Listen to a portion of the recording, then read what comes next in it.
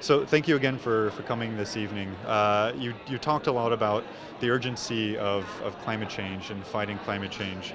I wonder if you could talk a little bit more about your personal background and how your time, first at P&G, then at Unilever, shaped your view on climate change and the need to fight climate change.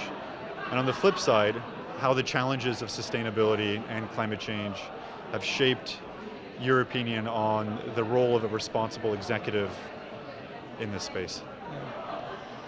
So there are two questions really, but I've always, in my whole career, irrespective of the company I work for, be it Nestle or now Unilever, been interested in helping others succeed, if you want to. And climate change is really a development agenda, as I mentioned today. So it's often the poor that suffer the most, and where you have this enormous development where you need to lift people out of poverty in many of these emerging markets, climate change is becoming a constraint, and you're starting to see that already. Unilever obviously has brought an extra dimension to this, and as a CEO, my involvement is a little bit higher. First of all, from my position as CEO, but which brings responsibilities with it. But also because we're in the food business, for example, and then you get very quickly involved in agriculture or food security. But then if you go in the whole value chain, you also get involved in, let's say, the issues of deforestation. And these are major contributors to climate change, and you cannot run away from that. The role of the CEO is drastically changing because of the responsible CEO, if I may say. There are probably some that will never change, like in any profession. But business is starting to see that it becomes increasingly difficult to operate in an environment that doesn't function. So that gets the interest of a lot of people. And I think responsible business also understands the difficulties of the current political climate. Many of the global governance issues in a very interdependent world were handled by institutions in the past that functioned well because most of the economy was in Europe and the US. And these were the institutions that were created during Bretton Woods. Now the world is truly globalized. You have 50% of your economy now outside of Europe and the US. Soon that will be 60, 70%. And frankly, our global governance has not adjusted very well. So you need to really, as a businessman, be more responsible and be in there and help de-risk that political process. So you do get more involved now in the intersections between politics, civil society and business if you really want to create the right environment for everybody to succeed, including business. Thank you. You want to jump in? Yes, I have a second question. So, as a consumer-facing company, Unilever will have to ask its consumers ultimately, in order to meet its sustainability goals, to change their behavior. So I'm wondering how you approach that difficult task of asking consumers to do that. So, in reality, consumers are changing behaviors faster than we sometimes realize.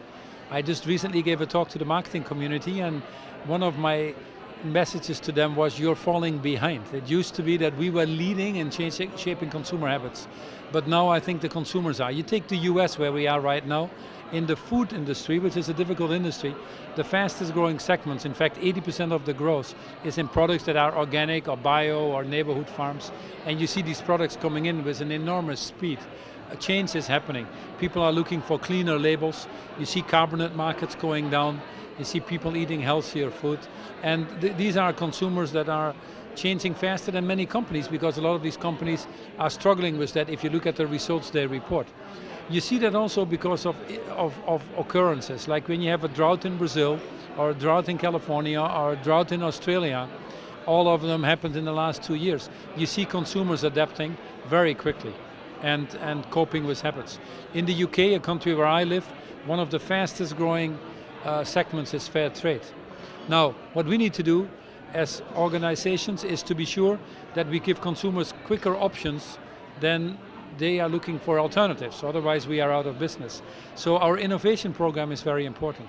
For example, we have now in Brazil, where you don't have, because of the drought, you don't have water, we have waterless shampoos, we have detergents that use less water. We have ice cream that has higher freezing temperatures, so it uses less energy. So we try to bring our innovation program up to the levels that obviously drive these consumer habits. Then we work with consumers themselves. We have programs of habit change, how to wash your hands with less water but have a better performing product, how to take less showers and other things. So I think in everything we do, we have to take this lens of sustainability, or in the topic that we talk, climate reduction. On a similar topic, you mentioned in your discussion earlier this evening that climate change can actually create big business opportunities, you spoke specifically about Unilever. I wonder if you can give an example of how it has driven opportunity for Unilever, or how it can in the future drive opportunity for innovation in business. For example, you take food, if I may stay with food again. Climate change gives enormous volatilities in food prices, but also in availability of the crop. If you are dependent for tomatoes on California and all of a sudden there's a big drought, you don't have tomatoes, you don't sell your products. So we have moved much quicker into sustainable sourcing. We are leading that for the world. We have about 60% of our agriculturally based materials sustainably sourced now. We have more partnerships with governments to set up alternative sourcing. We work with NGOs to help train these smallholder farmers in sustainable agriculture. We're creating a much stronger ecosystem that takes our risk away, but it also creates enormous opportunities to broaden our products, because once you work in partnerships, often with governments or with civil society, it creates other opportunities to grow your business. We look at products that are otherwise we would not be able to sell these products, like the waterless shampoos is a wonderful example that gets us into different types of businesses we probably otherwise wouldn't get into. We look at technologies in our own value chain. We have all of our factories are green energy. All of our offices now are actually contributing to the grid. It's not only that they are green, we are now looking at offices that need to give a positive contribution. And all of a sudden we find that it is actually more economical to run it, that our employees are more motivated, that then ultimately gets again translated back into a healthier business result. With our retailers, the same thing. The consumers are demanding it, so retailers want to work more with companies that are responsible. So from wherever you look at, from your value chain with your suppliers, from your cost structure, from your motivation with your employees, from your innovation program, there is an angle of positive growth that is connected to this. And in your conversations with your colleagues and other offices with CEOs, do they share this view? And I wonder if you could walk us through some of the conversations you've had with your colleagues at other organizations and other companies. What are the challenges that they bring up in these conversations, and whether or not they will or will not implement programs towards climate change? Well, I have never met a CEO that wants more unemployment, that wants more climate change, that wants more poverty. So in essence, people all want to achieve that same objective. The question often is, what are the forces we're under? Sometimes the pressures that people have on their business models, especially when the economy is not doing well, the short-term pressures from the financial markets, the short-term tenures of CEOs, there are many factors that get in the way. The issue of climate change is even more difficult because you often deal with experts or pressure from the outside that you are not expert with or have the knowledge to deal with, and it's more difficult to get people engaged. But that's not my problem. I think what we try to do is create coalitions of like-minded people that are able to create a tipping point. You take palm oil, you only need a few companies like Cargill or Wilmar in Indonesia, a few users of the palm oil, and a few countries that produce the palm oil, with some financial institutions like the World Bank or others, to sit together, not more than 30 people, to create this tipping point. And once you create a tipping point, these other companies will join. That's also why it's so important to get governments involved and get some policy frameworks so that we avoid the free riders. But there is enough critical mass. If you look at the World Economic Forum, where we have a section with consumer goods companies, there are about 100 very progressive. We have the World Business Council for Sustainable Development. There are about 200 companies very progressive or forward thinking. You have the UN Global Compact, which has a special group of of more advanced companies in there. There are 8,000 people that are members of the UN Global Compact. So there is enough critical mass. Do you get all companies involved? Do you get them all at the same speed? Do you get that enthusiasm from all the CEOs? The answer is no, but it's not frankly needed. Many will sign up if you come with the right programs. And the proof is, when we were in September in New York and calling for a price on carbon, we had 1,000 companies sign up. And that's a good thing, because your first commitment needs to be committed yourself, then sign up, and then drive these transformations into your company. And it's starting to work. 70% of the major companies have CSR programs. They report CSR. About 200 out of the top 500 companies have carbon reduction plans in their companies that are more than the 6% per year needed. 50 of the top 200 have internal prices for carbon. There are even 35 companies that want to be carbon neutral by 2050. So there are enough showing that it can be done.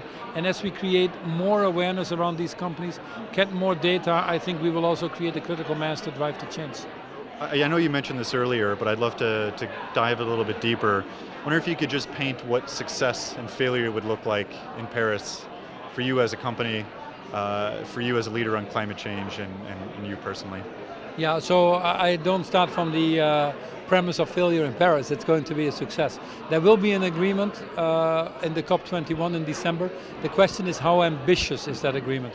And we need to spend all of our time to make that agreement as ambitious as possible. What does that mean? It means that there is a clearly defined target that we need to all align. Carbon neutral by the end of the century, or cutting half of our carbon emission by 2050, or in my case, be even more aggressive. What is the overall objective?